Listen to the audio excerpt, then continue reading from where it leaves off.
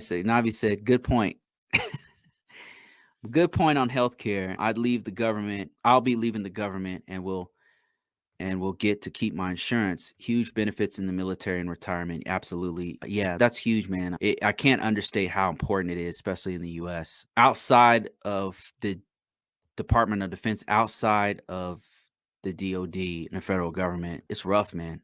It's rough. More power to the Congress people because they got lifetime healthcare and Senate do, but me having served in two different combat situations I don't have healthcare.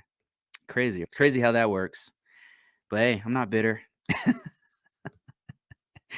Yeah, it's been rough out here, man. It's no joke. For if you don't have healthcare, man, it's ridiculous. I don't know why Americans put up with it, to be honest with you. I don't know why. One time I did a video about it. It was 15-second video on YouTube and on TikTok. I cannot tell you like the hatred I got for me just complaining about the healthcare system. I don't know why Americans are so brainwashed here that our healthcare system is good. Like I don't the infrastructure is there, but I'm talking about accessibility. Like it's hard to access because the money, because there's something going on where it keeps going up. It's not keeping with. It's way beyond the rate of inflation. Like it's a runaway. It's a student. Universities are also having experience in the same thing.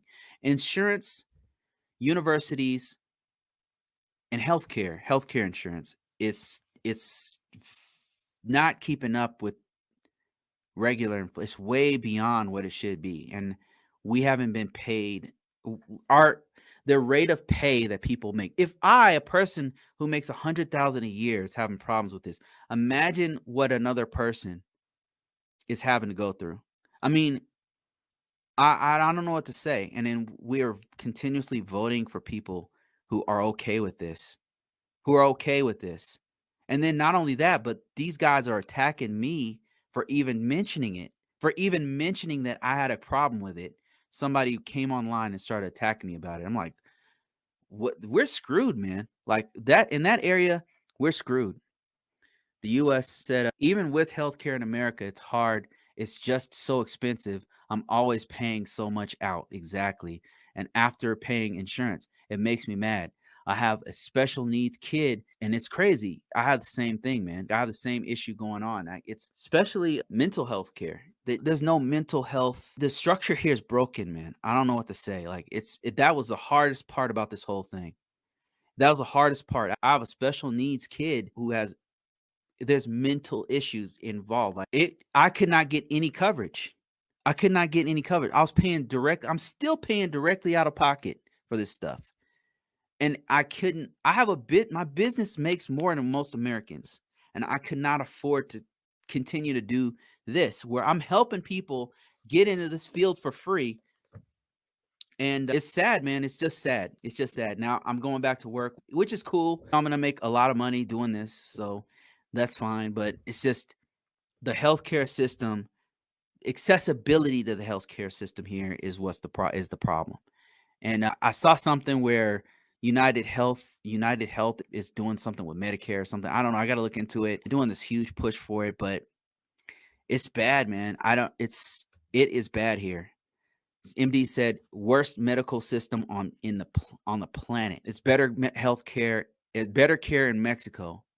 Even some companies in Southern California have healthcare programs across the border. It's insane. Yes, it's broken. It's broken here. It sucks because I like being in the US, but if this keeps going on, I don't know that I'll stay here. So if there's something else I can do, like if there's some other place, since they don't want to change the laws here, they don't want to fix things for average Americans, I'll leave. And I'm being serious. I'm a man of my word. I will leave. And it's too bad because I like the freedom of it. I like the freedom of America. I like some of what the US stands for as far as freedom of speech. And it's just that one, it's broken here. It doesn't work, man. And I don't know what to say. The crazy thing is, like, it was an eye opener. I worked for Verizon, and they had some of the best healthcare I've ever had before. They had the Cadillac of healthcare. I never had to worry about my kids getting sick. I didn't have to worry about my special needs kid. None of that. I was good. And then when I left that job, man, it was like a mortgage payment and sometimes more than that for medical care. And I couldn't do it. I couldn't do it. I already have a mortgage payment. So it's bad. I don't know what we're gonna do about it. And I don't have a solution. And it seems like our legislative branch also don't have a solution. And that's the sad part. I think in Colorado, they were trying to do some kind of Medicare for Colorado or something like that, some kind of Medicare for all type system here where I don't know whatever happened with that, but they were real serious about it for some time. And I thought they would get it through, but I don't know whatever happened to that. Navi said, good point on medical. Okay, I think he already did that one. He says, definitely understand making kids the priority. Yeah. Yeah. Somebody said I'm paying 125 for one session of mental health because it isn't covered by insurance for my kid. Yeah. So I've got one that's 120, one that's 160, and one that's 200. And luckily, the actual healthcare professional was working something out with me, and they lowered the cost. And I told them what situation I'm in. Like I'm in between jobs, and they lowered it, and it's still crazy because it's an hourly rate. So it's not if it's 2 hours, that's 125 per hour. So per hour. And the insurance won't cover it a lot of times. Like I have insurance. I'm not foolish enough to be in this country with no insurance. I got 2 kids, right? Maybe for some kid who's 20 years old, they don't have to worry about that. I got people I got to take care of. So I have to have insurance. All it takes is one broken arm and you're up in the hospital for 2 days with a pulmonary embolism. I'm saying this cuz this shit happened previously in my life to somebody who I was so yeah, I'm not gonna be without insurance because I know how high it can get. Like you're talking about, there's people. It's true stories. Like people who owe $100,000 for some stuff that happened to them. Quick story: I was in Italy and I was working with another American there. He was married. He was been in Italy for a long time. And he was married to an Italian lady. He got into a motorcycle accident